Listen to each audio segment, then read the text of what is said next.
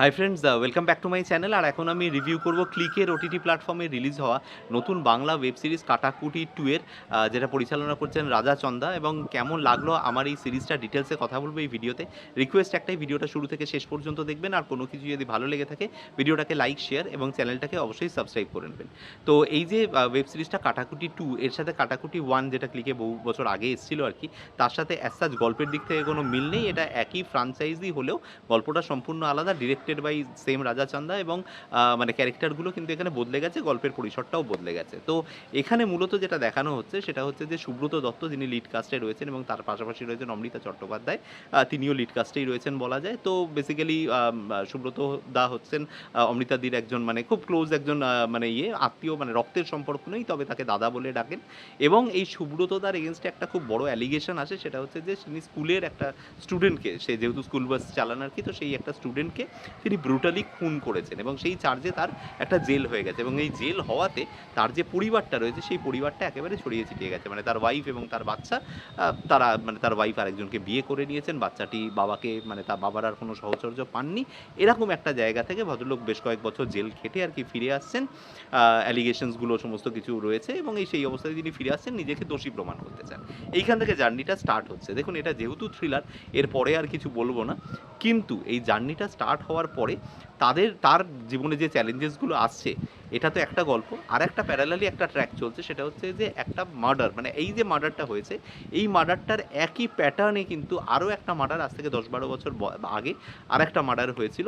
এবং এই ধরনের মার্ডার কি ভবিষ্যতেও আরও হবে, বা হলেও সেই অ্যাকিউজ মানে সেই ভিকটিমগুলো কারা হতে পারে, এইটা নিয়ে আর একটা ট্র্যাক চলছে। তো এই হচ্ছে মূলত গল্পটা। এইবার যদি পজিটিভ সাইড নেগেটিভ সাইড নিয়ে কথা বলতে হয়, তাহলে প্রথম পজিটিভ সাইড যেটা বলবো সেটা হচ্ছে এখানে কিন্তু সুব্রত দার পারফরমেন্স যথেষ্ট ভালো।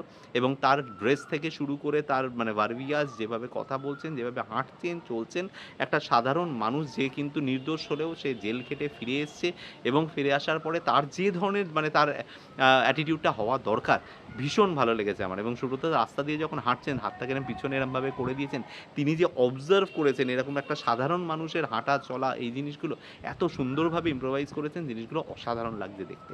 অমৃতা চট্টোপাধ্যায় ইটসেলফ আমার মনে অত্যন্ত পছন্দের একজন অভিনেত্রী, এবং তিনি এখানে মূলত কিন্তু ওই মানে তদন্তটা, মানে তিনি একজন যেহেতু পেশায় একজন সাংবাদিক, তো নিজে হাতে তুলে নিয়েছেন যে এই রহস্যটা তিনি ভেদ করবেন। পুষান ওকে সাপোর্ট করছে, তো ওদের কেমিস্ট্রিটা আমার বেশ ভালো লেগেছে, পুষানের সাথে অমৃতাদির কেমিস্ট্রিতে। এবং এখানে রানাদের একটা ছোট্ট ক্যামিও টাইপের একটা নক রয়েছে, সেটার সাথেও বেশ একটা সুন্দর অফিসের মধ্যে একটা দারুণ ডাইনামিক্স তৈরি হয়। সেটা কিন্তু মানে বেশ ইন্টারেস্টিং একটা পার্ট, একটা মজার পার্টও বটে। তো সেইটা নিয়ে মানে ডেফিনেটলি আপনারা যারা দেখবেন এই সিরিজটা তারা বুঝতে পারবেন। এটা নিয়ে বেশি কথা বলছি না। এবং যে জিনিসগুলো নিয়ে প্রশংসা করতে হয় সেটা হচ্ছে যে অবভিয়াসলি এই সিরিজের ডিরেকশন কিন্তু খুব ভালো। এই সিরিজে রাজাদা যেভাবে ডিরেকশন দিয়েছে এবং যেভাবে পুরো জিনিসটাকে মানে উপস্থাপনা করা হয়েছে, যেভাবে গল্পটা এগিয়েছে, এবং মেকিং ওয়াইজ এই সিরিজটা কিন্তু ক্লিকের অন্য অনেকগুলো সিরিজের থেকে কিন্তু বেশ ভালো। মেকিং ওয়াইজ কিন্তু খুব ভালো লাগছে দেখতে। এবং এর কালার গ্রেডিং বলুন, বা এর এডিটিং বলুন, বা এর সাউন্ড বলুন, বা সমস্ত জিনিসগুলো, একটা দুটো জায়গায় সাউন্ডের একটুখানি বলা যেতে পারে যে যেখানে হয়তো সিনটা কাট হওয়ার আগেই সাউন্ডটাকে কেটে দিয়েছে, এরকম ছোট ছোট মিস্টেক রয়েছে। মানে বিজিএম এর কথা বলছি, মানে বিজিএম এর না, মানে আমি সাউন্ডের কথা বলছি। বাট বিজিএম টিজিএমগুলো ওভারঅল কিন্তু বেশ ভালো। মানে কাজটা কিন্তু অনেক বেশি, মানে ক্লিকের কম্পারিজনসে অনেক বেশি প্রিমিয়াম কোয়ালিটির কাজ বলে মনে হচ্ছে, যেটা আমার কিন্তু বেশ ভালো লেগেছে।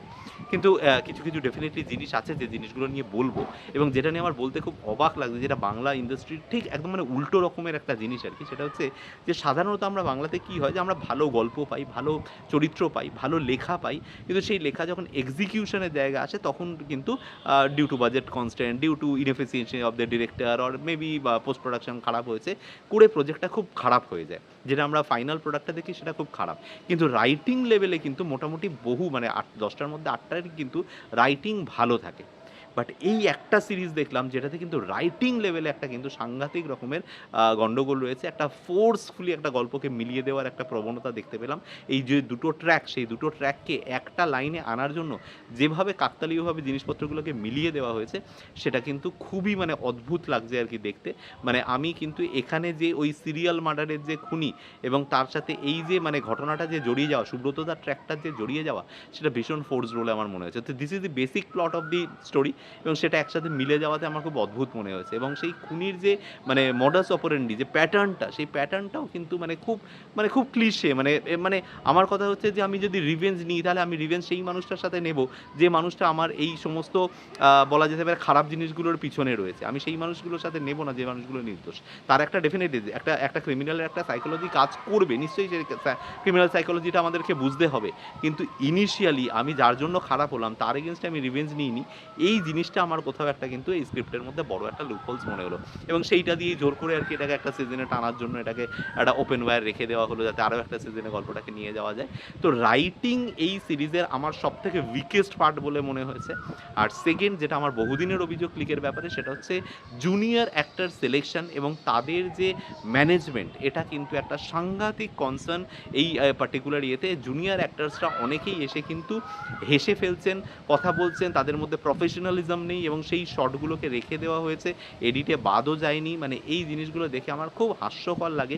এবং জুনিয়র অ্যাক্টর সাপ্লাইয়ের ক্ষেত্রে কিন্তু ক্লিকের একটা সাংঘাতিক আমি দেখেছি অনীহা রয়েছে। তারা কিন্তু ভালো জুনিয়র অ্যাক্টার্স নিয়ে কাজ করেন না। ইম্পর্টেন্ট সিনে মানে একটা ইন্টেন্স সিনে একটা কলেজের প্রিন্সিপাল বসে রয়েছেন এবং তার সামনে তাকে একটা স্টুডেন্টকে ডেকে আনতে বলা হয়েছে, যে ভদ্রমহিলা আসছেন তিনি হেসে হেসে ডায়লগ বলছেন। মানে এইগুলো দেখলে বোঝা যায় যে অডিশনগুলো কীভাবে নেওয়া হচ্ছে। তো এই কাস্টিংয়ের জায়গা থেকে আমার কয়েকটা জিনিস খুব চোখে লেগেছে। আদারওয়াইজ হ্যাঁ, একজনের কথা বলিনি, সেটা হচ্ছে শাওন, যার অভিনয় কিন্তু অবভিয়াসলি এই সিরিজে খুব ভালো। এবং ও যেভাবে যে ইন্টেন্সিটি নিয়ে কথা বলছিল, যেভাবে সে অ্যাক্টিং করেছে, সেটাও আমার কিন্তু খুব ভালো লেগেছে। এছাড়া আরও অনেকে রয়েছে, বাকি বেশিদের বলার মতো উল্লেখযোগ্য ক্যারেক্টার কারণ নেই, তাই বললাম না। আপনাদের কেমন লেগেছে যদি আপনারা দেখে থাকেন আমাকে কমেন্ট বক্সে এসে জানাতে পারেন। এই ভিডিও থেকে যদি কোনো কিছু ভালো লেগে থাকে ভিডিওটাকে লাইক, শেয়ার, চ্যানেলটাকে সাবস্ক্রাইব করে নেবেন। দেখা হচ্ছে আপনাদের সাথে পরের কোনো ভিডিওতে। Till then, bye by.